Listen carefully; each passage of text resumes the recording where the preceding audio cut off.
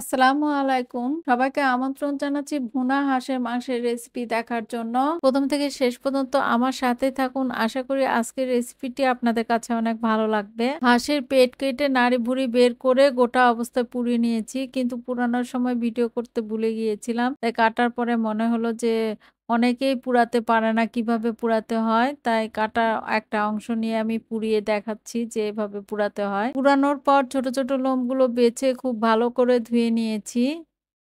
এখানে একটা হাঁস আছে প্রায় ১ কেজির মতো। ১ম এ কিছু মসলা দিয়ে মাংসটা মেখে রাখবো এজন্য ১ম এ দিয়ে দিলাম 1/3 কাপ রসুন কুচি। আরও দিয়ে দিচ্ছি আদা বাটা ২ টেবিল চামচ, লবণ ৩ চা চামচ, মরিচ গুঁড়া ৪ চা চামচ, হলুদ গুঁড়া ২ চা চামচ, জিরা গুঁড়া ২ চা চামচ, ধনে গুঁড়া ১ চা চামচ। মসলাগুলো দেওয়ার পর খুব ভালোভাবে মাখিয়ে নিচ্ছি। একটু মাখানোর পর 1/4 কাপ তেল দিয়ে আবারও খুব ভালোভাবে মাখিয়ে নিচ্ছি। এখন এটা ঢেকে রেখে দিব ১০ থেকে ১৫ মিনিটের জন্য।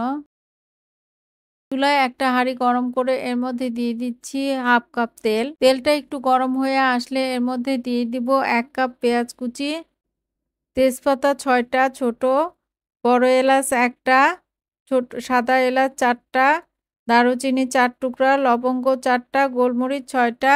সবগুলো মসলা তেলের মধ্যে দিয়ে খুব ভালোভাবে ভেজে নিচ্ছি। অপেক্ষা করব পেঁয়াজটা ব্রাউন কালার হওয়া পর্যন্ত।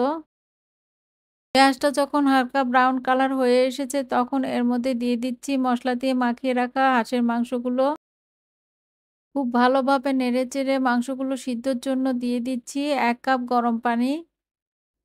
পানি দেওয়ার পর খুব ভালোভাবে নেড়েচেড়ে ঢেকে দিচ্ছি। এখন চুলার আঁচটা বাড়িয়ে মাংসগুলো খুব ভালোভাবে বলক তুলে নিব। যখন মাংসতে বলক এসেছে তখন ঢাকনাটা খুলে আবারও নেড়ে দিচ্ছি। আবারও ঢেকে দিব।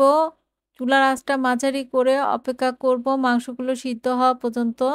তবে অবশ্যই ঢাকনাটা খুলে মাঝে, মাঝে নেড়ে দিতে হবে। প্রায় ৩০ মিনিট পর আমি চেক করে দেখেছি মাংসগুলো খুব ভালোভাবে সিদ্ধ হয়ে গিয়েছে।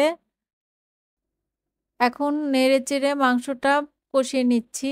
ভালোভাবে কষানোর পর এর মধ্যে দিয়ে দিচ্ছি ১ কাপ গরম পানি। আবারও ঢেকে দিচ্ছি। অপেক্ষা করব খুব ভালোভাবে ফুটে ওঠা পর্যন্ত। পানিটা শুকিয়ে মাংসের মধ্যে এখন মাখা, মাখা ঝোল আছে। এই অবস্থায় আমি মাংসের হাঁড়িটা নামিয়ে নিব। মাংসগুলো এখন সার্ভ করার জন্য রেডি। সবাই ভালো থাকবেন, সবাই সবার জন্য দোয়া করবেন। ইনশাআল্লাহ আগামীতে হাজির হব নতুন কোনো রেসিপি নিয়ে। আজ এই পর্যন্তই। আল্লাহ হাফেজ।